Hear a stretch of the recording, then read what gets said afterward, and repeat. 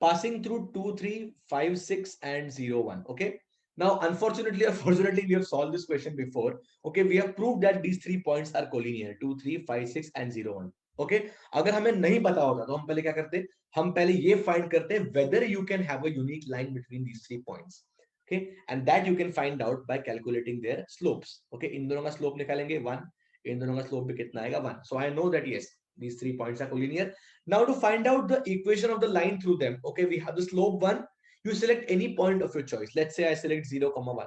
Okay, so I will write the equation xy, एक any point on the line है, उसका slope 0, 1 से कितना होगा, y minus 1 upon x minus 0 is equal to your slope 1.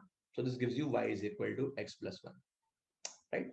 Okay. So given 3 points, always remember that you have to first find out whether they are collinear, and only then we can figure out whether you can form a line between them. उसका equation क्या होगा? Okay.